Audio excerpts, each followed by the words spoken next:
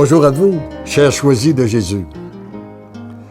Le message numéro 9 du deuxième volume m'avait été donné pour une tierce personne à sa demande, où elle m'avait demandé de prier le Seigneur pour savoir ce qu'il attendait d'elle. Il s'agissait d'une femme engagée et psychologue. Et ça me rappelle aussi l'expérience que j'ai vécue avec des gens qui ont étudié la psychologie. Je pense qu'ils ont leur raison d'être, parce qu'il y a des maladies qui sont d'ordre psychologique et qui doivent être traitées par des psychologues. Mais il y a aussi des maladies qui sont d'ordre spirituel, les maladies de l'âme.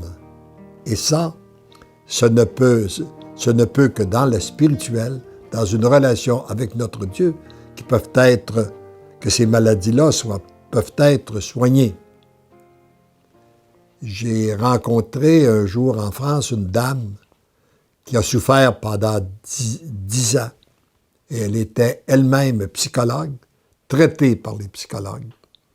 Et elle a été guérie après 10 ans dans une nouvelle relation avec notre Dieu.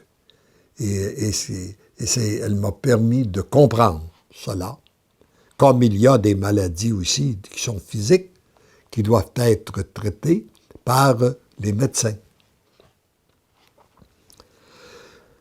Alors, je vais la nommer pour les fins de l'échange, là.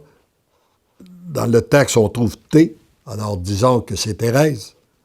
Petite Thérèse de mon cœur, viens te blottir dans mes bras, toi que j'attends depuis longtemps, afin de t'amener plus près de moi. Mon cœur est brûlant d'amour pour toi.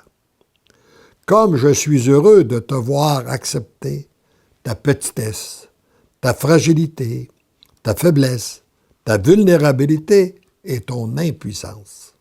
C'est là, uniquement, que je peux serrer ton cœur contre le mien et y déverser un flot d'amour. Feu. C'est toujours à travers notre petitesse que le Seigneur passe. Les grands, les intelligents, il les laisse aller. D'ailleurs, il a dit, « Merci Père de révéler aux tout petits ce que tu as caché aux grands de ce monde. » Ensemble, petite perle de mon cœur, nous entrons dans un monde nouveau, dans une église nouvelle. Ne cherche pas d'autre maître.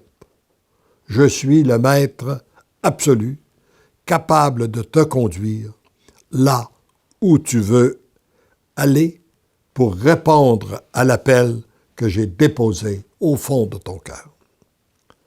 La réponse que tu cherches, tu ne la trouveras pas ailleurs qu'à l'intérieur de toi, dans de longs moments d'intimité avec moi.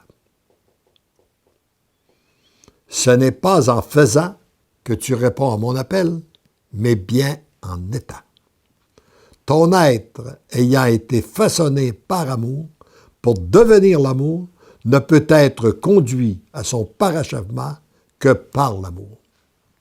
Et lorsqu'on parle des grandes intimités avec notre Dieu, j'ai été très heureux de constater dans mes différents voyages en Europe qu'il y a de plus en plus de chapelles d'adoration. Il y a de plus en plus d'églises, de chapelles qui s'ouvrent pour des temps d'adoration. Et c'est réellement lorsque nous sommes branchés sur le cœur de Jésus que nous pouvons vivre ces véritables transformations. Tu as donné beaucoup de oui.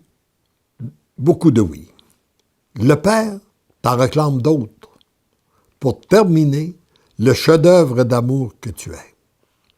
Ne perds pas de temps à te regarder, ni même à t'interroger. Garde ton regard fixé vers le Père.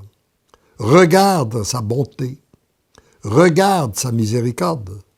Regarde son amour. Ne cherche pas à t'en rendre digne, ni à le mériter. C'est une mission impossible, car jamais tu ne seras digne de tant d'amour. Jamais tu ne pourras mériter un amour aussi parfait.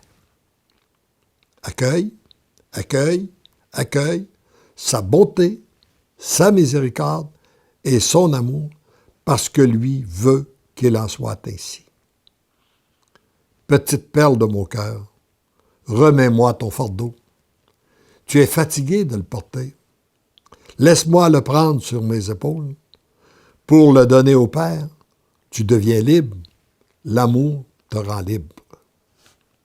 Heureuse es-tu, petite perle de mon cœur, de te laisser conduire sur le chemin de la liberté et ainsi devenir l'amour. Avec moi, tu deviens l'amour. Que veux-tu de plus? Tu deviens l'amour. Follement, je t'aime. Il est bon de se rappeler ce que contient ce message et ce qu'il a dit à plusieurs occasions.